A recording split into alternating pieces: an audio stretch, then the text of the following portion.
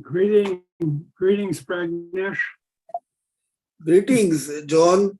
I think I am a bit early, isn't it? I think we are half an hour early. I'm early. Am I correct? Yes, we got 20 minutes. Okay. So I will wait for the right time. Are they only going to talk about their own product, or they are going to talk about general?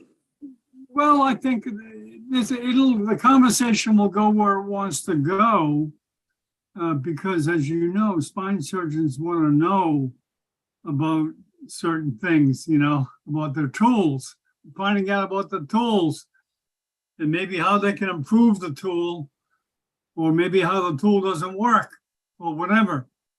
No holds barred. All right. Okay. Are you a spine surgeon?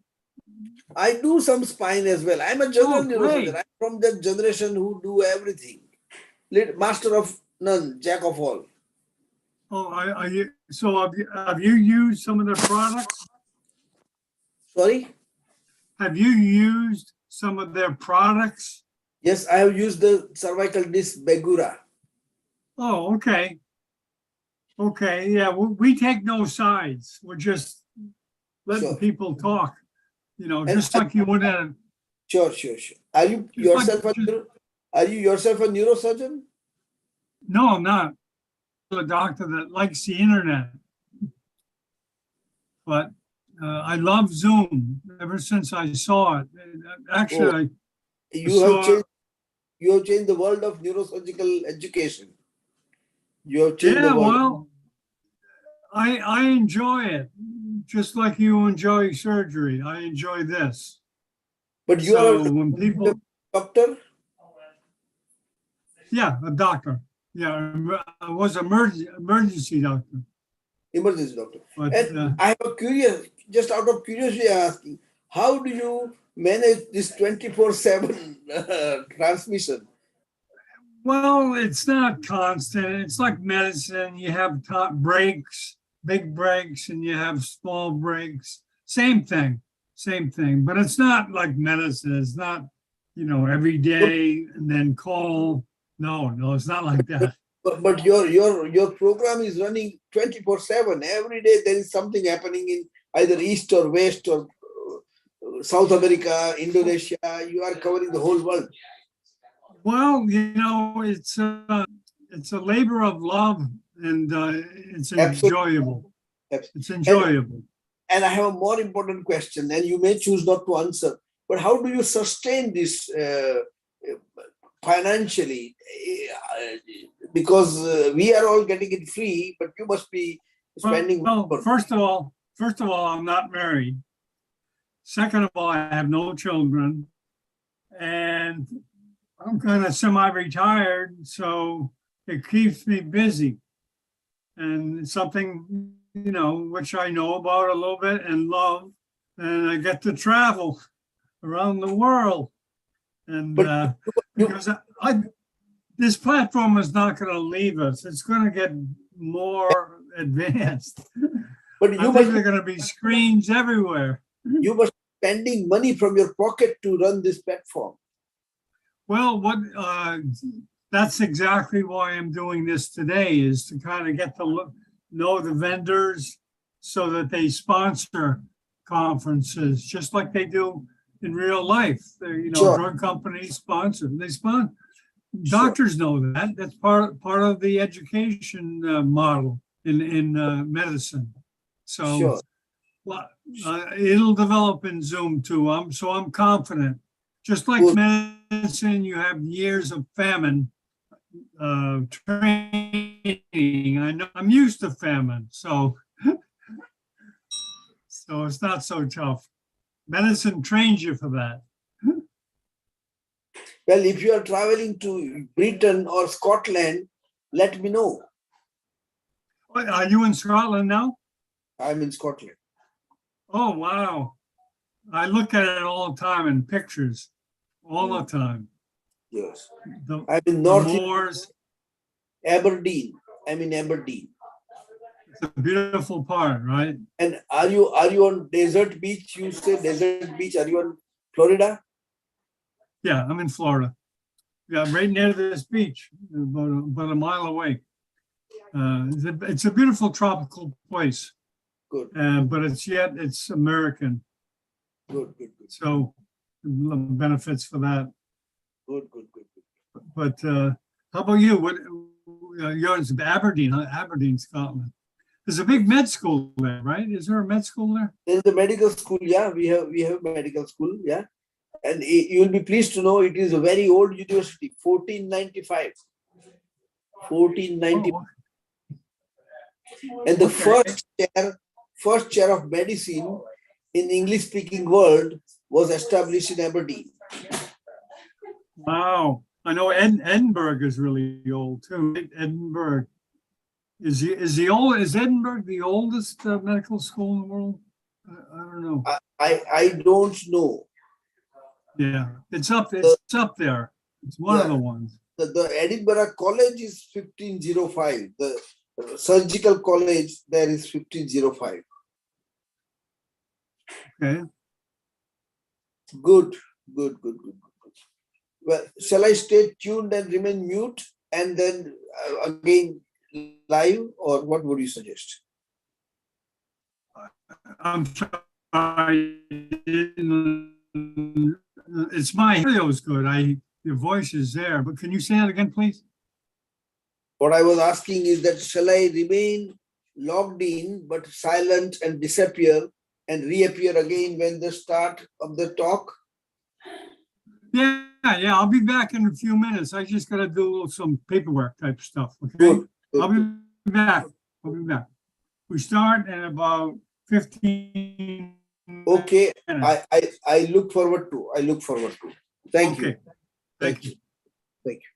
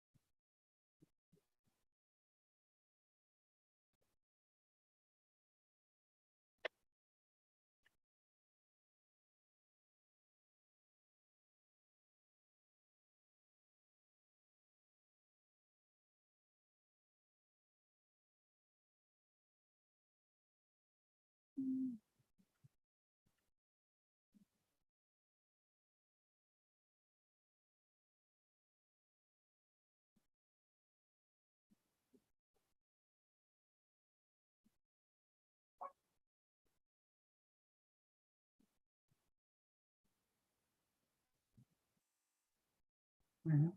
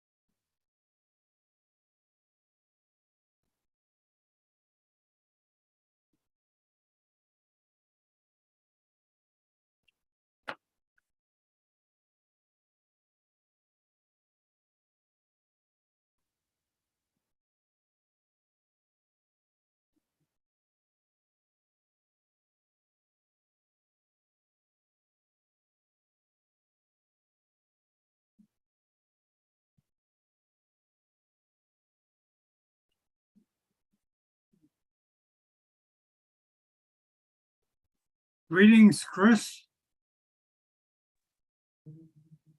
Hi, John. How are you? Good, how you doing? Doing good, thanks. Where are you at? I'm in Laguna Hills, California, so Orange County. We're South California? yeah, so we're basically right in between LA and San Diego. Oh, okay, How about yourself? very good. I'm in Florida, Miami, Florida. I came here 30 years ago. I thought I would never stay, but I just stayed. I have a similar experience. I've been here about 20 years now, and I figured I would be here for a few years and leave, and yeah. Yeah, I lived in California. Everyone's from somewhere else. Where are you from originally? Yeah, I grew up in Texas. Oh, okay. So, yeah, a lot of Texans in California. That's right. Now they're all moving back, at least over the last couple of years. And Colorado too. I was surprised when I went to Colorado. Yeah. Man, everyone from Texas goes skiing. That's right. There's a lot of us. The one will be here shortly. Do you do a lot of casting for SPINEART? I'm sorry? Do you do a lot of webcasting for the company or some, just a little bit? Yeah, a little bit here and there. We have an education department that does a fair amount for like training of surgeons and distributors. Yeah. Yeah. Well, we're gonna try. I really, really appreciate the Zoom platform and the possibilities. And it's going to get more and more immersive. We'll talk about that, but I think it's got potential with the medical devices to really go deeply into what's going on online. Of course, it's better to be with the person, but yeah, let me check with Juan and see what's going on here. Oh, we got 8 minutes, Chris. Yeah, we're still early. I just wanted to make sure. sure that, I'll be back. okay, sounds good.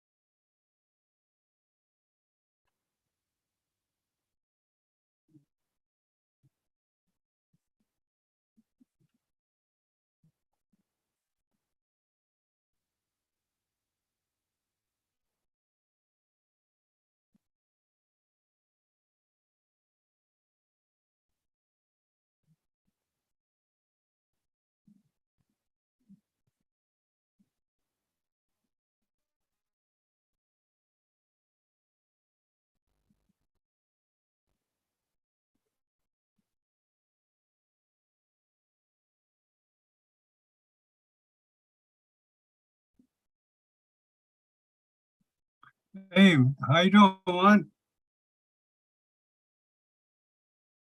How you doing, Juan? Good. How are you? Can you hear me?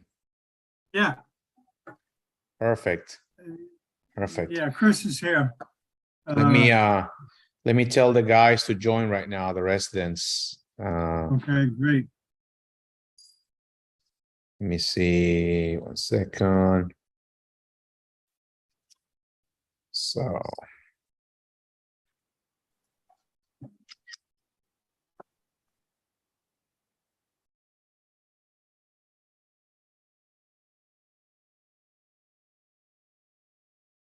okay. So I guess we have Chris is here and we have more. Okay.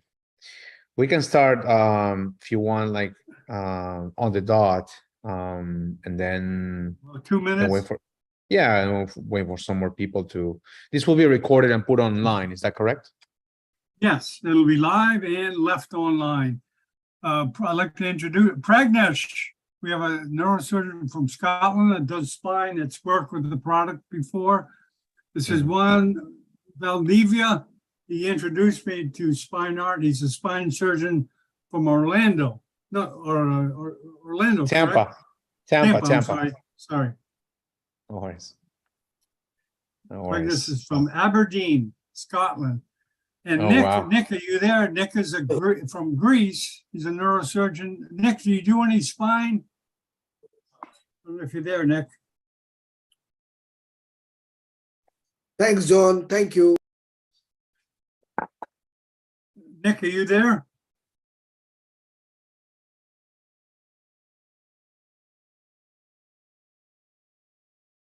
Yeah, Chris. I think he's muted. Okay, Chris is looking at me, a neurosurgeon from Scotland. Pragnesh Bhatt. Hello, Pragnesh. Can you say hello to Chris? Hi, Chris. Hello. Hello, how are you? Thank you. And you know Juan. Nick, are you there? Nick is a neurosurgeon from Greece.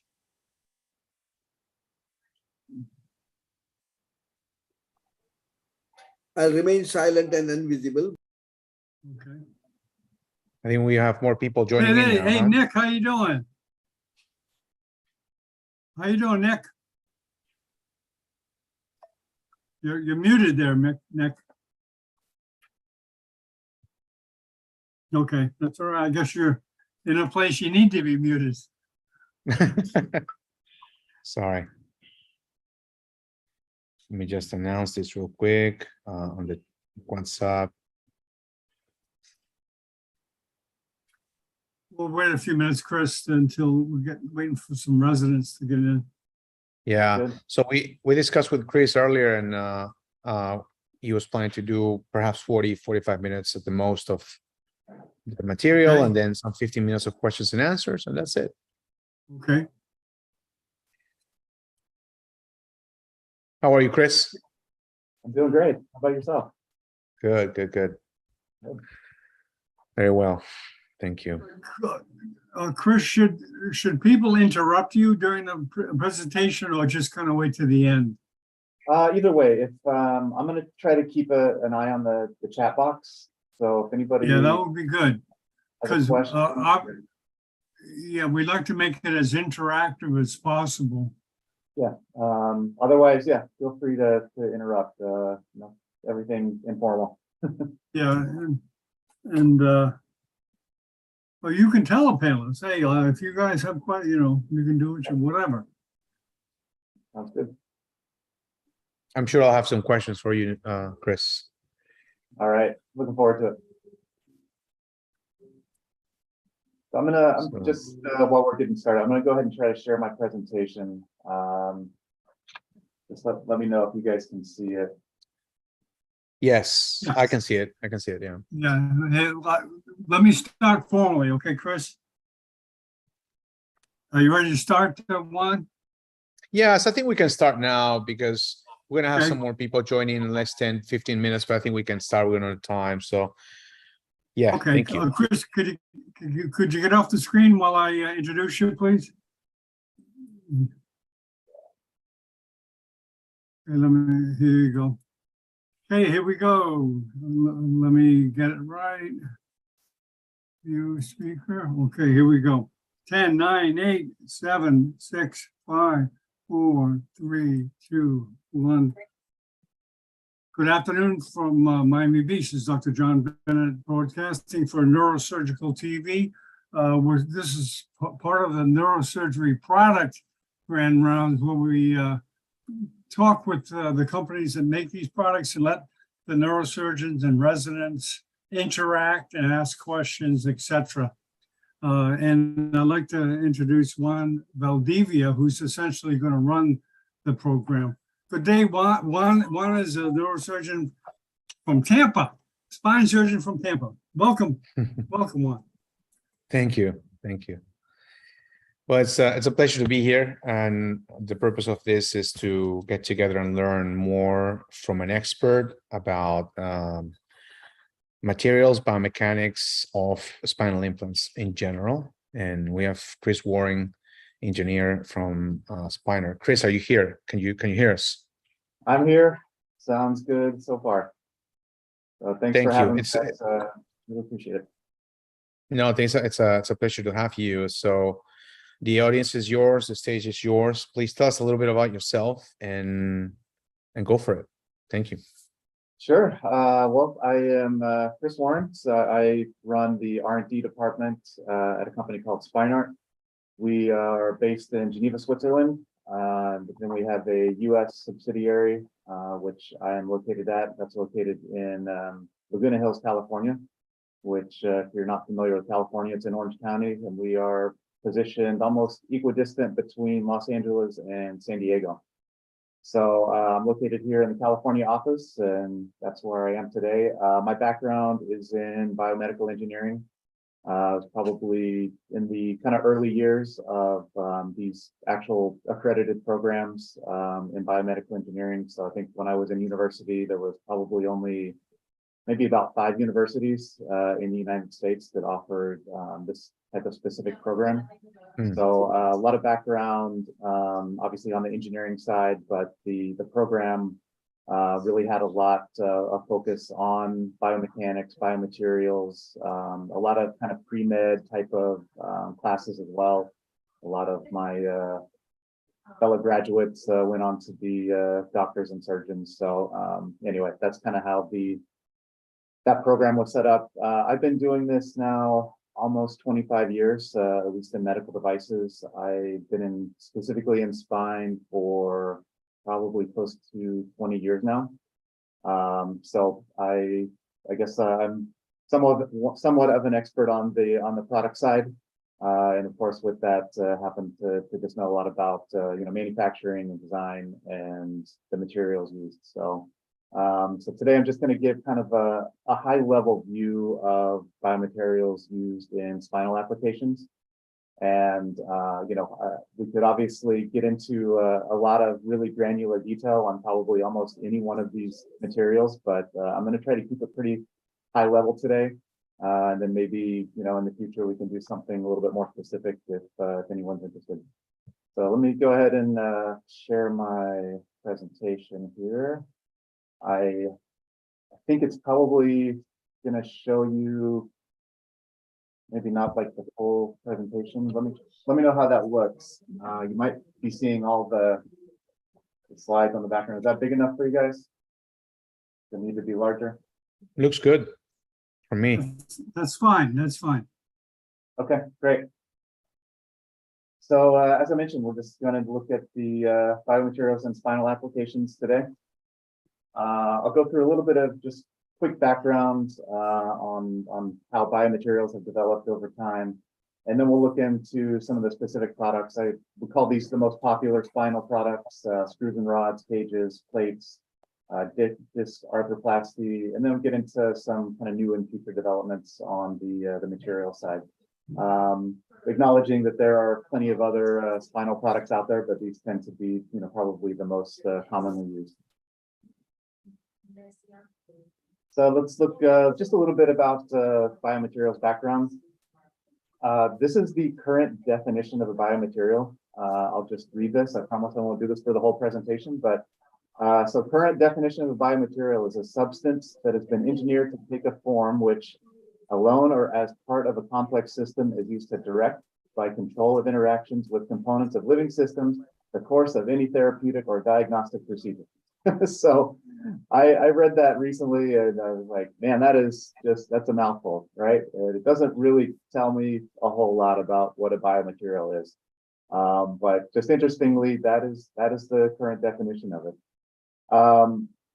What I kind of look at is really what are the essential requirements, and this is probably a better way to really define what are we looking for on the product side, on the engineering side, or what we need out of our materials in these products. Biocompatibility obviously is first and foremost.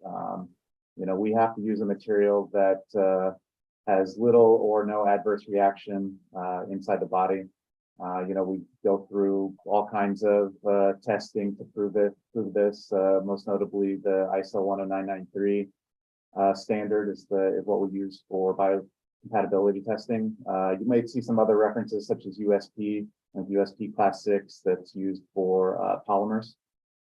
So anyway, but biocompatibility, obviously the first one we look at. Appropriate. Excuse me, Chris. Could you put it on full screen, please? I was negligent. I didn't show you initially. Yeah, put it at the very bottom. There's an option to make it full screen. It's not quite full screen now. All right. It's at the very bottom, correct?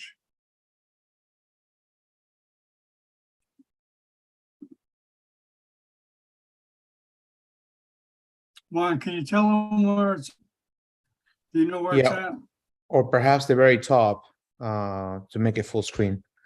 Okay. Yeah. Yeah, I'm looking at the top right now. I think if you go to the I believe top right or top left. Let me try to go into presentation mode and see if that helps.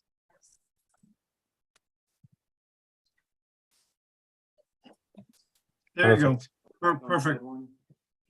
Yep. Thank you, Chris. Sorry.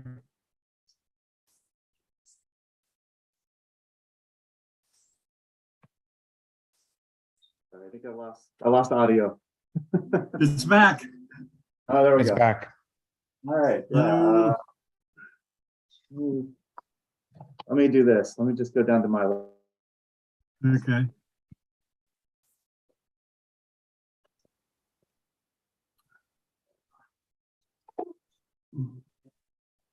Right this way. I guess. Yeah, perfect. Perfect. All right. Okay. So we run off of this. All right, so we're getting to just the appropriate mechanical properties. Obviously, when talking about screws or rods or plates or anything like that, we need something that's very strong, that's going to be able to withstand the cyclic loading over time and implantation. Obviously, if we're talking about other types of medical devices, maybe you want something that's flexible or what have you, but in spine, obviously, we're usually looking for something very strong. Corrosion resistance. So again, just having a metal in particular inside of the human body where, we're essentially talking about salt water, which can be very corrosive to almost any material. So that's something we have to look at and be focused on as well. The amount of wear debris. So if we're looking at cyclic motion, and especially if we're looking at products that use some kind of assembly of multiple parts where, historically, if you look at a hip or knee implant or something like that, where you have metal pieces rubbing against each other or metal and plastic, wear debris is incredibly important. We acknowledge that we're always going to find some amount of wear debris over time. So we also have to characterize that wear debris. How big is it? How small is it? What is it consisted of? Are the macrophages in the body going to be able to actually encompass these and kind of get them out of the area of the implant? Or is that going to lead to some kind of inflammation? So very important for us. We need a material that's sterilizable. Obviously, at this point in time, everything that we're implanting in the body is going through some kind of sterilization process, whether that's autoclave or gamma sterilization or ETO. Different materials respond differently to each one of those different sterilization processes. So depending on our application, this is something that we have to keep in mind. So if we want to look at just the ideal characteristics for spinal implants, these are kind of my top four. Biocompatibility, once again, elastic modulus, or what most people will call Young's modulus. We want to try to find something that's close to bone. So, bone tends to be anywhere from, 2 gigapascals up to maybe 30, depending on the bone or what type of bone it is. So if we can find a material that's in that same range, that's ideal for us. And I'll talk a little bit about that later, about why that's important. High mechanical strength, especially in cyclic loading. Again, this is something I mentioned before, but we need something that's going to perform over time. It's not going to hopefully break or wear down as it goes through, potentially millions of cycles while it's implanted. And then the effect on imaging is also something that has become, I think, more and more important. When you look back to, the earlier days of spine, especially when a lot of stainless steel was being used, it's a very, very dense material. And of course, the higher the density, the brighter it is on an X-ray. And that just makes it more difficult for us to see, kind of what's happening inside the body. Is a fusion occurring, or is there a degradation of the bone around it? Things like that get more difficult to see. So we can also find a material that's lower in density, and that helps us on the imaging side, and not only with X-ray but also with MRI and CT. So on the bottom here, just kind of put a little bit of a time scale on how things have progressed. Obviously early days, we were stainless steel was big. Screws, rods, cages have all been made from stainless steel at some point along the way. Some of them still are. Then we moved into cobalt chrome. Cobalt chrome is still very widely used, depending on the application. Then we started using titanium, which was a little bit better application for a biomaterial, especially in spine for various reasons. And I'll talk about those when we talk about the products. Then we moved into this big era of PEEK. So polyether ketone polymer that is completely bioinert, and it has a low elastic modulus, which seems to be a good thing. And now we're kind of in this area of 3D printing. So 3D printed titanium is something that has definitely gripped the market probably over the past 5 years. So we'll talk about that in a little bit more detail. So let's talk about screws and rods. This is probably the most widely used spinal implants.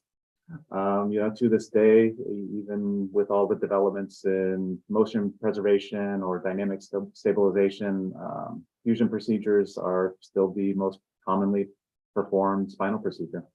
So screws and rods are important. As I mentioned, historically, screws in particular made from stainless steel. What we found, as well as very strong, is prone to corrosion over time.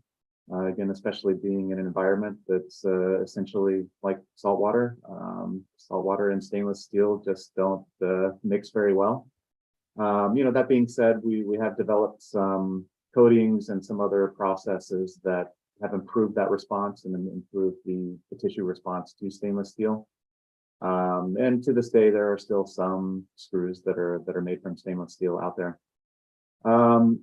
One of the big things with stainless steel, though, that we found was with elastic modulus. So elastic modulus of stainless steel is generally in the area of 250 gigapascals.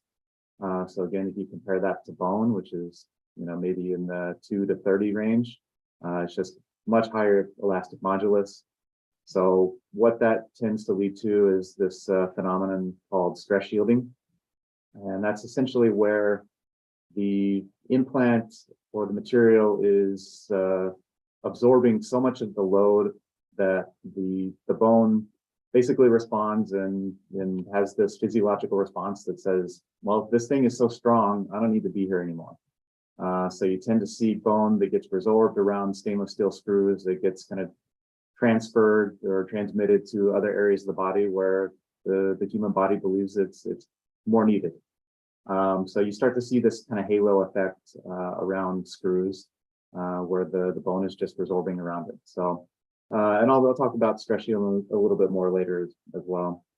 So right now, almost all screws that are used in the market are titanium. Like I mentioned, we do still see some stainless steel here and there. But we moved more towards titanium probably about 15, 20 years ago now. We look back at, kind of the first Harrington rods were stainless steel. It's been probably more than 50 years ago now. I think that was early 1960s. But what we found with titanium is the biocompatibility is excellent, even better than stainless steel. We found that the human body just responds more positively to it.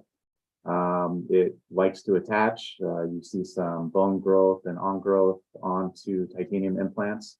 And, generally speaking, we like that.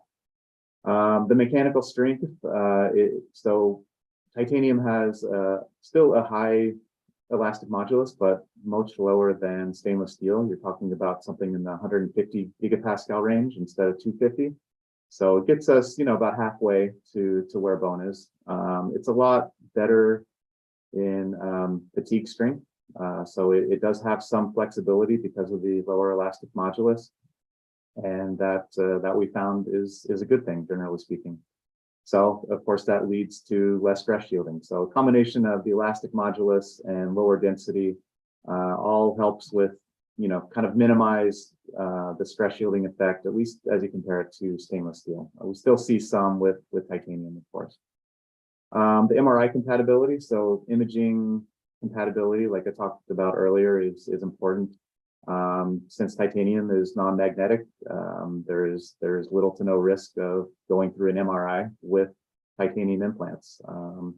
We of course see the opposite with stainless steel implants under MRI. You have to be very careful about putting patients through an MRI that have stainless steel implants. The corrosion ability, again, it's much better with titanium. And then we also have a lot more ability to add, other features to titanium, whether it's coatings, surface treatments. We talk about anodization a lot with titanium.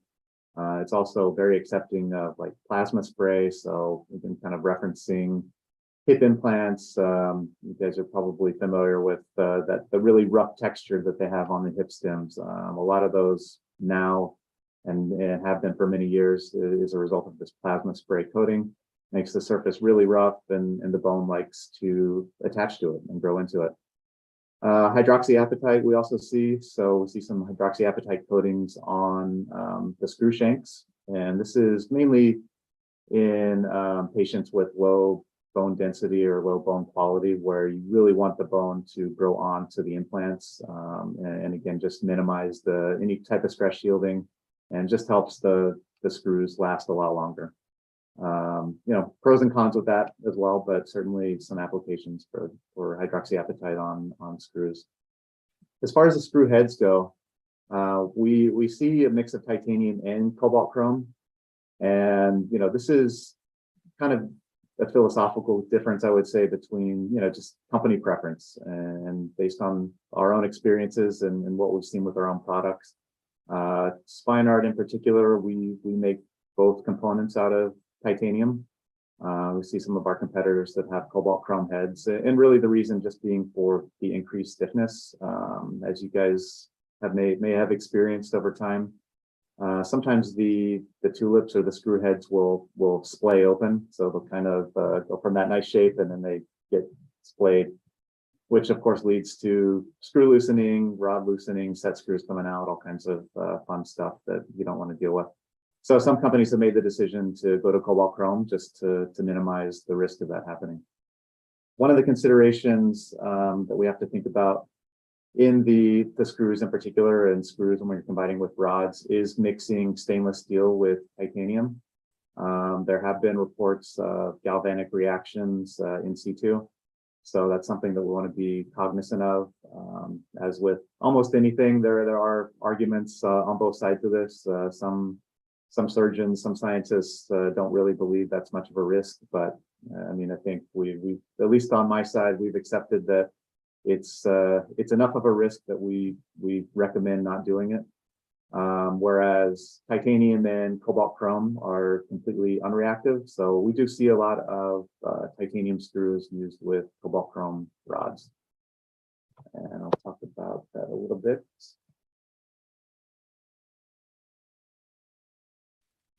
So talking about the rods, again, historically stainless steel.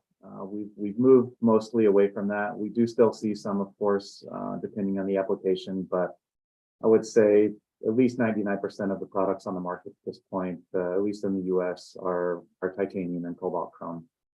So titanium rods, in almost all applications, I would say, it's the good stiffness, but they're still malleable, which is, I think there's a lot of data that supports, less instances of like PJK and some of these phenomenons on adjacent levels when you're using titanium rods versus stainless steel or cobalt chrome, just because of the flexibility of it. But and then of course there's different size rods depending on how stiff the surgeon wants the construct. The cobalt chrome rods, at least in my experience, are really used primarily for complex cases. We see these used a lot in pediatric cases where we know that you're going to need a very rigid construct, like if you're dealing with a scoliosis case or something like that, this construct is going to need to last for a long time and needs to be very rigid, to prevent the patient from going back into scoliosis. So there are certainly, good and valid applications for cobalt chrome rods. And within cobalt chrome, we see actually quite a bit of variability. There's several different grades available of cobalt chrome that we use depending on what stiffness is desired. There's also different types of heat treatment or cold working and other kind of tricks and processes we can do with cobalt chrome to dial in a variety of stiffnesses for the cobalt chrome, again, just depending on the application and the surgeon preference. I think that's about it as far as rods go. So let's look at cages. There has been maybe more development on the cage side over the last 20 years than I would say probably any other spinal product. There's been quite an evolution and maybe even a revolution on which materials are used. So autograft and allograft, this is still a significant part of the market. We see this used a lot, I would say mainly in cervical applications, but we do still see a lot of fibular struts used, for example, that act as interbody cages. or interbody bone grafts for cervical applications in particular. Bone on bone, and the human body, of course, recognizes the bone, so that's all good.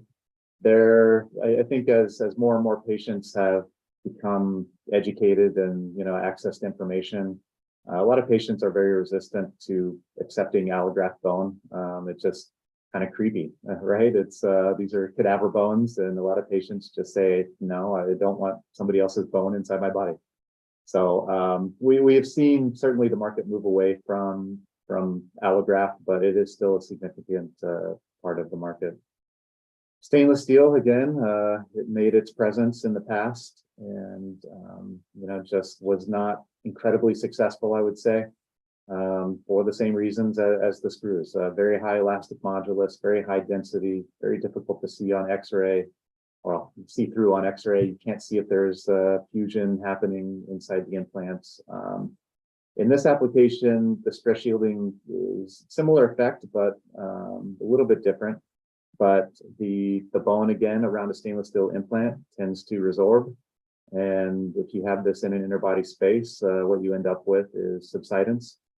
So then you get the vertebral bodies end up subsiding on each other, and your interbody cage that's really meant to act as almost kind of a strut or a scaffold to allow fusion is essentially consumed within the vertebral body. So they end up not really serving a point.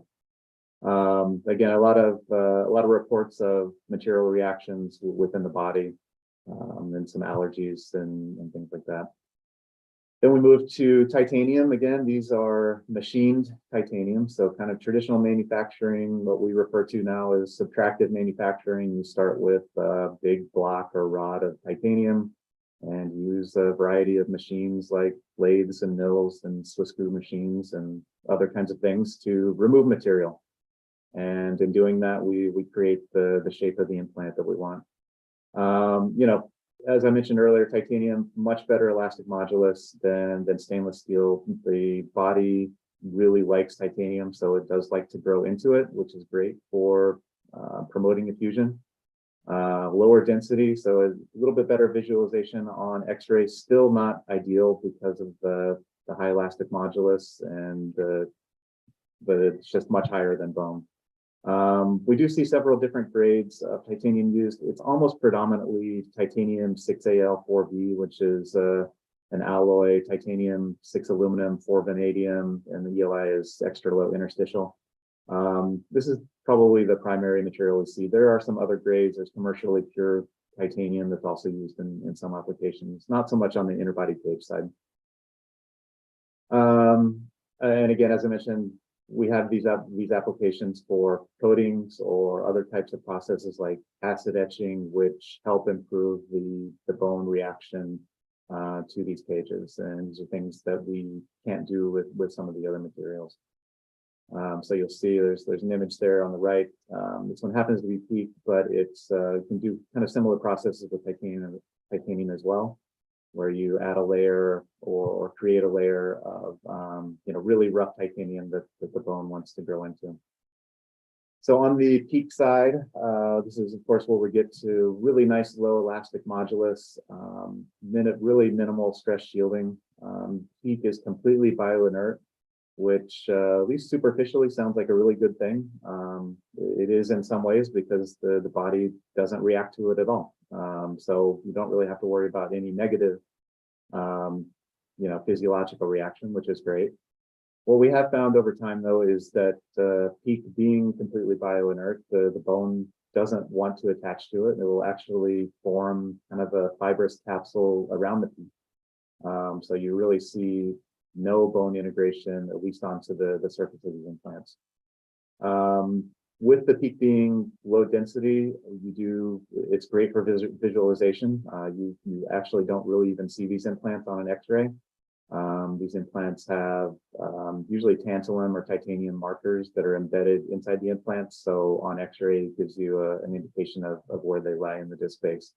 But from a visualization standpoint on X-ray, these are probably the most ideal, just because over time you can confirm fusion through them. So it definitely has some advantages. And then Now, of course, over the past probably about 5 years, my company in particular started down this path of 3D printed titanium about 10 years ago. We happen to be one of the really early players on this side, and just saw this technology and thought there would be a great application for it in spine, and that thankfully has come to fruition. But the 3D printed titanium, again, we're using almost all 6AL 4B. And if you're not familiar with 3D printed titanium or 3D printing in general, this is also referred to as additive manufacturing. So we're taking essentially a powder of titanium and hitting it with a program of lasers, and the laser centers the titanium, melts it together, and then can almost create really about any shape that we can think of. So this has really been a big game changer for us, and really has applications. I mean, obviously not only in spine, but you see 3D printed parts and 3D printed metal parts now, and all kinds of applications.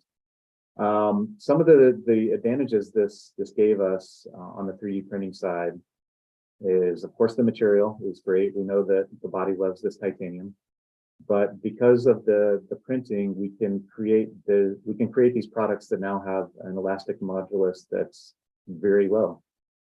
We've done testing on our own products, and for example, our elastic modulus on our 3D printed titanium is about 2 gigapascals. So it's almost identical to that of bone. And the reason for that is because we can print this material with the porosity. We can print it so that it's essentially a lower density than, you know, a block of titanium that we would have machined in the past. The other thing we can do with this, and you can see this on the images here, especially on the top and bottom end plates of these cages, is we have programmed in an algorithm into our 3D printers that creates an actual trabecular structure. So our theory is that if we show bone, another structure, whether it's bone or not, that has a trabecular structure that matches it or very closely mimics it, then our theory is that the bone will recognize that and then attach to it. And I'll go into a little bit more detail on that in a minute. But obviously this is nothing you could do with traditional machining in this process. It increases the roughness, it increases the ability for, not only the ability, but the desire, I would say, for the bone to actually attach to it and grow into these implants. Then of course, with the lower density, you get better visualization again on the X-ray side, or even under MRI. So I do want to dig in a little bit on the 3D printed titanium, because I think it's a very interesting application, and I think it's been really an incredible development in the market over the past few years. So this is again our particular product, and you can see here in the first images how we've programmed our machines to print the titanium so that it mimics human bone. So you see on the left side, this is a microscopic view of human bone, and on the right side is our 3D printed titanium, and this is what we call TiLife. So we have programmed in our pore diameters to be in the same range as human bone. We've set up the algorithm to print it out in this somewhat random structure. And as I mentioned before, we program in this porosity. So as you can see with bone, you have a porosity between 70 and 95%. We program in ours to be between 70 and 75%. So what this all results in is this elastic modulus closer to bone. You get the trabecular structure that the bone likes to grow into, and then you see all of these great effects that I mentioned before. So we did a couple of studies on this, and this is just recently published. And so I just want to show you these real quick. And again, kind of, I mentioned we had this theory, of course, early on that by doing this, that the bone would like it. We didn't know for sure until we went through these studies. So it has been really nice to see one of our theories actually work. So this is what we did in this particular study. This is a sheep study where we implanted PEEK cages at one level and titanium, our 3D printed titanium cages at adjacent level.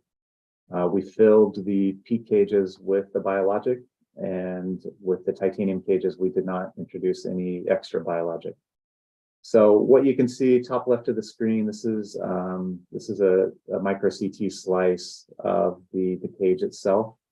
And you see how what I mentioned earlier is this kind of capsule that formed around the PEEK.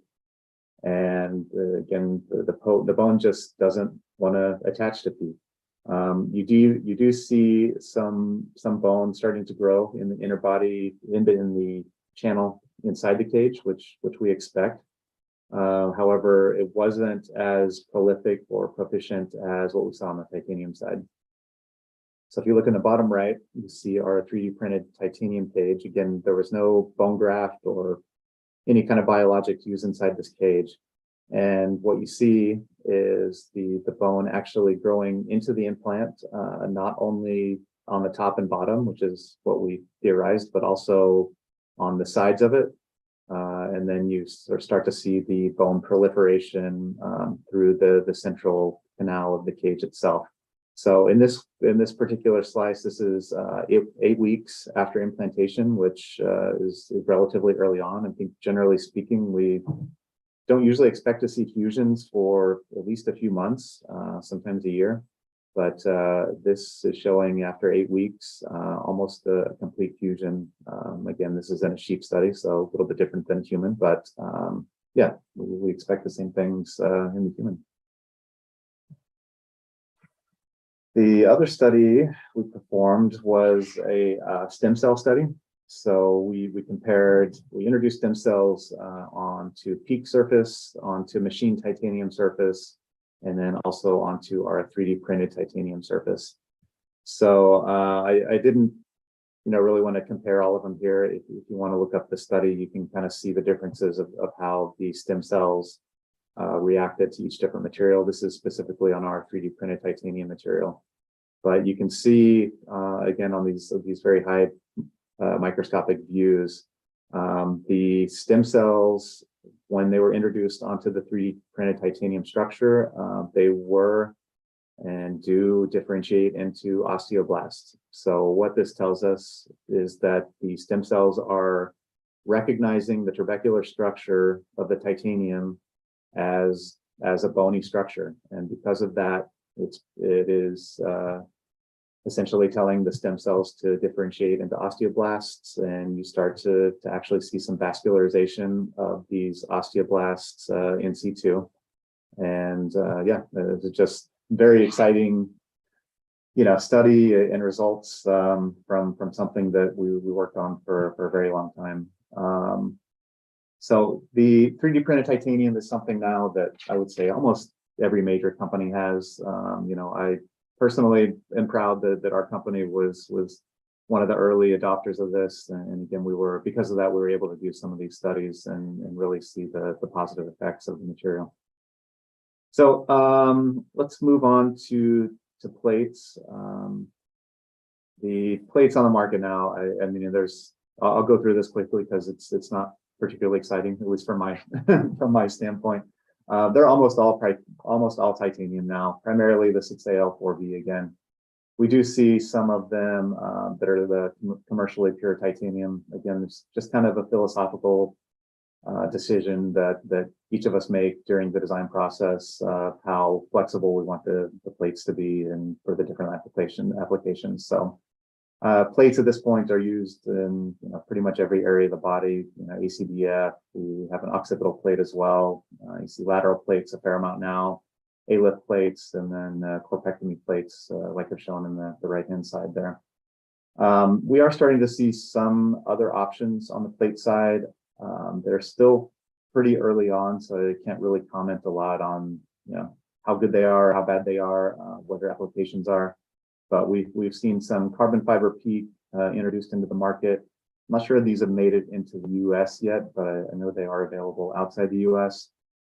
We see some bioabsorbable plates, which is interesting. Again, I'm kind of curious to see where this goes and what the real application for it is. I think you guys can all appreciate, at least in the cervical spine, the primary complaints about these anterior cervical plates is dysphagia.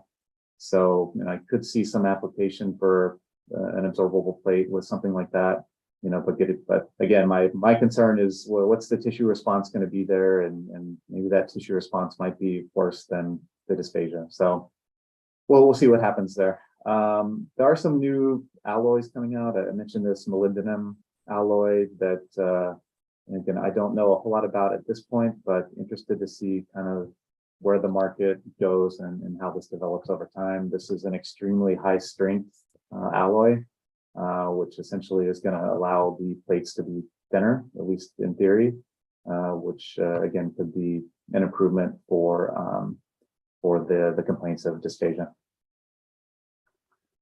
So let's look at disc arthroplasty. This is something, of course, it's been very popular in spine now for at least 15 years.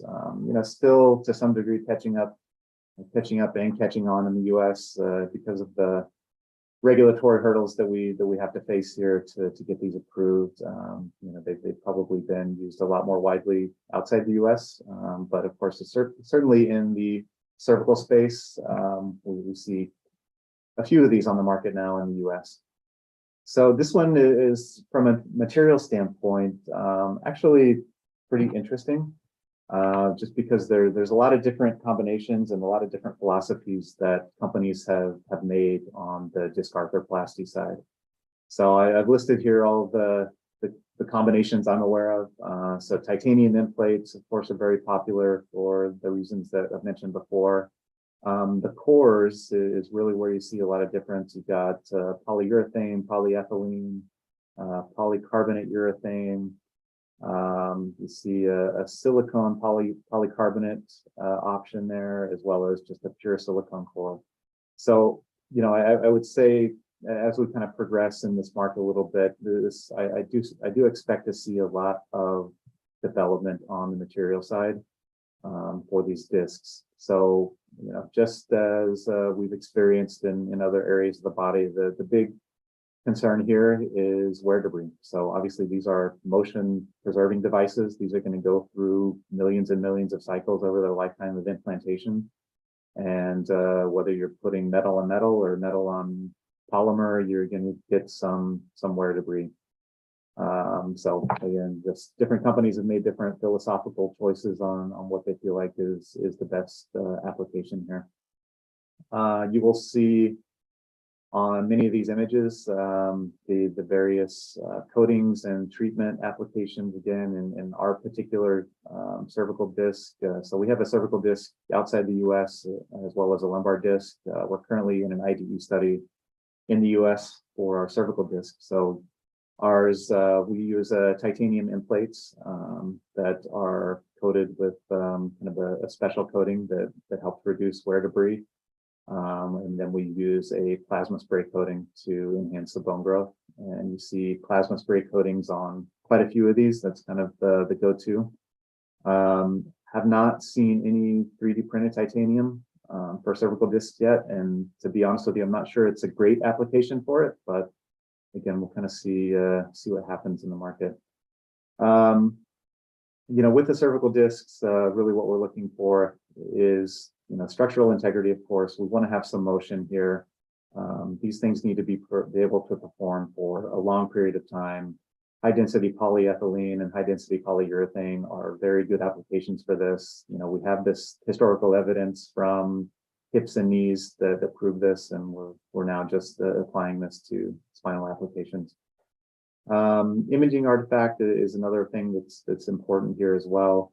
Unfortunately, these, especially in cervical, sometimes the discs don't maintain motion and you end up with a fusion anyway. So as you're doing post-operative x-rays and follow-up, it does get more and more difficult to confirm if the disc is still mobile, if there's too much imaging artifact. So this is where the advantage of titanium comes in over like a cobalt chrome implant, for example. All right, and then just real quickly on some new and future developments. So I wanted to mention this because it's come up somewhat recently. There has been now there's a big resistance, I would say, forming outside the U.S. on the use of cobalt chrome. Just having our company based in Switzerland, we have seen a lot of this in the European market. I'm not sure how much it extends outside of that, but there's been a lot of resistance now to using cobalt chrome. There's been some reports of cytotoxicity as well as reproductive harm in some patients that were implanted with cobalt chrome.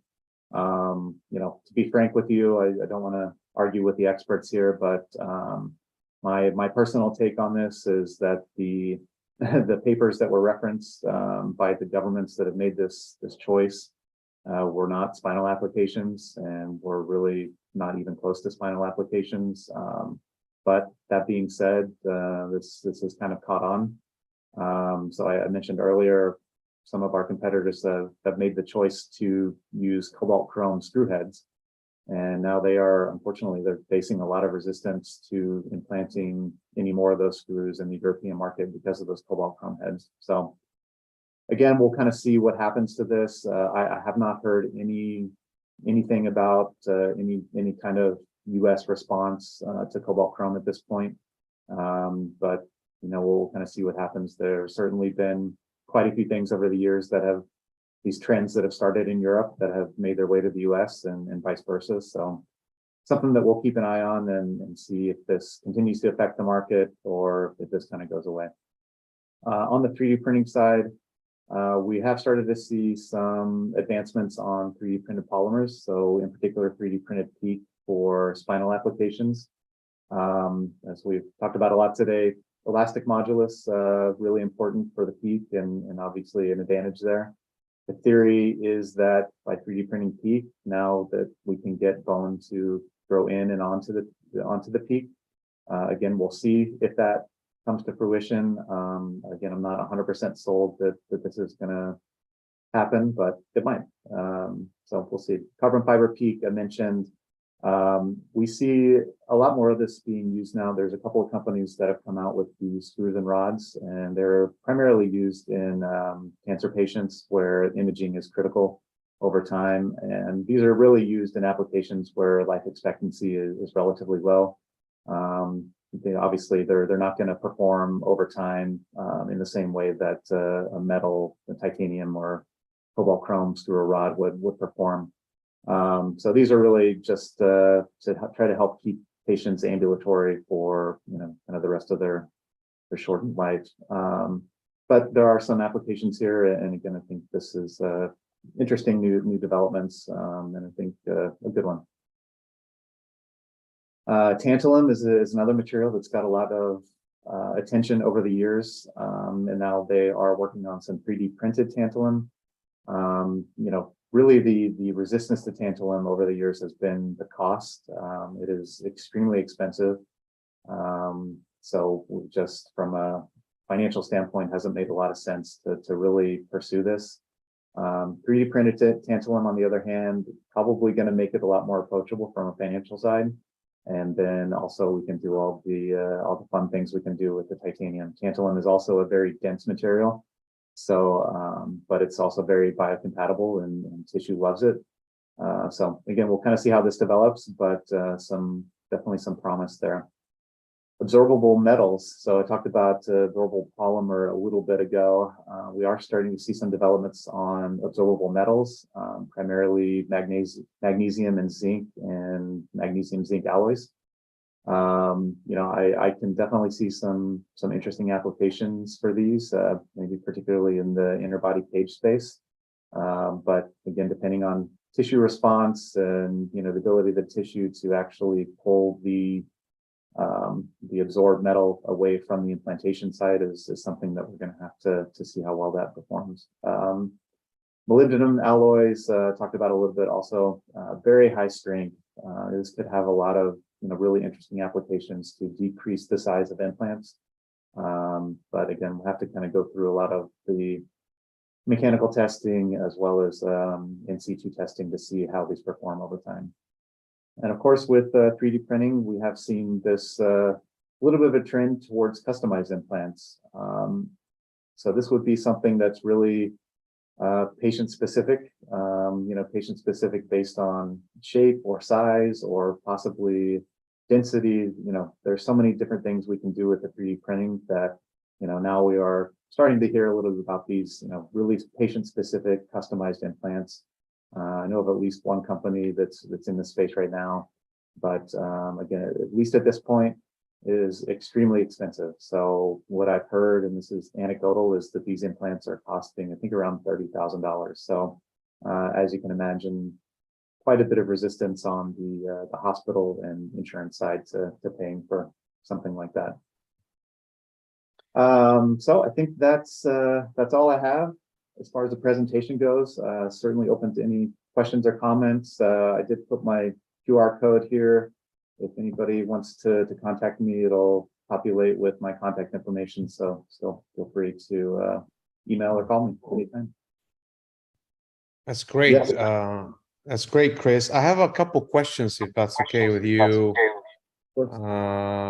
Just because I'm on call today and I have to leave at 1, but two questions. So would you say that it's more important than the modulus of elasticity in regards to, let's say, interbody cage would be the shape and the surface contact of the cage with the end plates?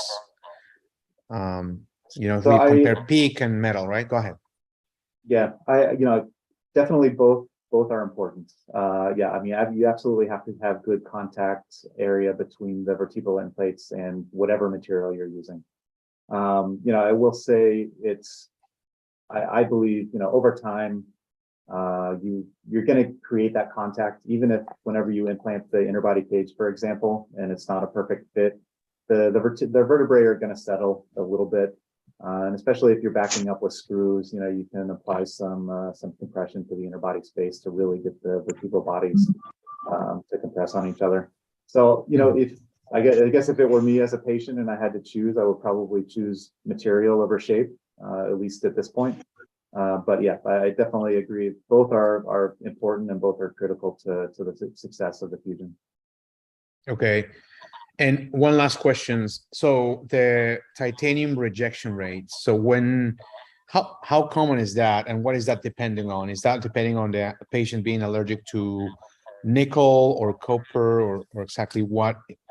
I just want to know what would be important to ask a patient to screen for a rejection of titanium.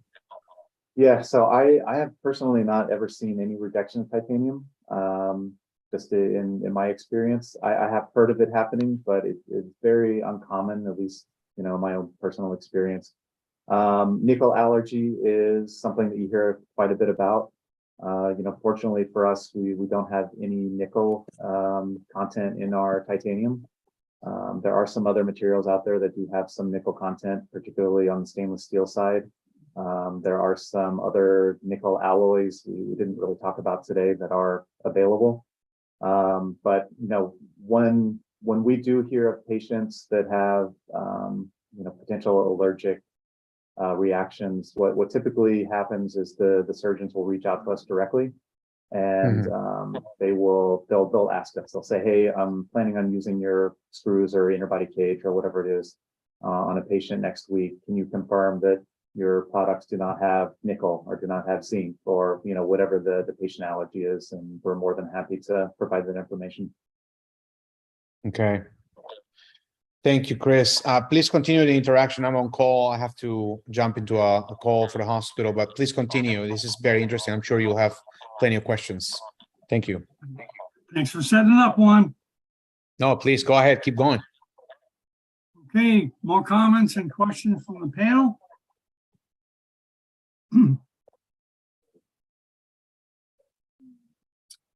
Ahmed, do you have any comments or questions or Pragnish? Okay, thank you. Go ahead, Edgar. Yes, thank you. Yeah, thank you. It was a nice presentation, and unfortunately in Afghanistan we have low quality, and we can say that's bad quality material for implementation for the spine and also for cranioplacy as well. And we have a lot of complication due to but and low quality material in Afghanistan, unfortunately, and we haven't good quality in market, and for this reason we have a lot of complications, and we are seeking that's how to improve the quality of material in Afghanistan. Yeah, that's interesting. That's unfortunate. I mean, I guess maybe fortunately for us, we live in a market where, especially when we're using materials for these types of applications, they come with very strict standards. ASTM or an ISO standard that we make sure that we get all the material certifications. We do our own independent testing on pretty much every batch of material we get. So yeah, that's unfortunate to hear, but understandable. Okay, thank you. And Professor John, if you like, I will present in future webinars about complication of transpedicular fixation in Afghanistan. Okay, very good. Ahmed? Yeah. Yes, Ahmed yes, I is will do it. Ahmed is from Afghanistan. Okay, more comments or questions? Well, Okay, welcome, thank Ahmed. you. Always Okay, welcome. thank you. Thank you. Okay, Nick, are you there? Nick may have stepped away. Okay, any more comments or questions on the pretty extensive presentation? There's someone that left, there's a couple of people left your phone number. I'm going to just send them by WhatsApp so you won't lose them. Let me get, okay, there's a couple of people. Okay. Okay, I have a question, Chris. It's not, I'm a doctor, but not a spine surgeon. The majority of your products, are they sold in the United States or Europe, or what's the distribution of your products in the world? For my company in particular, it's almost a 50-50 split. So Really? and we distribute in, I think we're in about 62 countries now. So we have a pretty substantial international footprint. And of course, as you can probably appreciate, the quantity of implants that we sell outside the US is much higher. But the revenue split is almost 50-50. Oh, okay. Okay, so your main offices, where are they at? Main office is in Geneva, Switzerland. And then we've got our primary subsidiary is this one in the US, which is in California. We have some other direct offices throughout Europe as well as Australia. And then the rest of them are independent distributors in the other countries. Now, normally, I'm very interested in using this platform to talk to medical device manufacturers. Normally, if someone has say a spine surgeon has a question about your product, they write to your website, or what do they do? They will typically go to their local distribution. So I would say almost every surgeon has a pretty good relationship with whoever their local distributor is. They'll usually go to the local distributor, and they're most times able to answer the questions. If they're not, then they'll reach out to somebody like me at the company who might have a little bit more technical background or technical knowledge on the product side. Yeah, I'm not a neurosurgeon. Yeah, those guys are plugged in to the distributors, right? Oh, yeah. They probably know. Well, thank you very much for taking the time, Chris. We're going to edit this and send it to you. And we look forward maybe to having you on again. We're getting this the first time we've done this with a product. But I personally see lots of future for Zoom and getting inside what makes the product work, communication, because obviously the better the surgeon knows his tool, whatever he uses, the better he's going to be. So everyone's a winner if we learn more about the product. So I'd like to thank you very much and thank everyone else for coming. Have a great day. Thank you. Thank you. Thank you. You too. Bye. Stop this.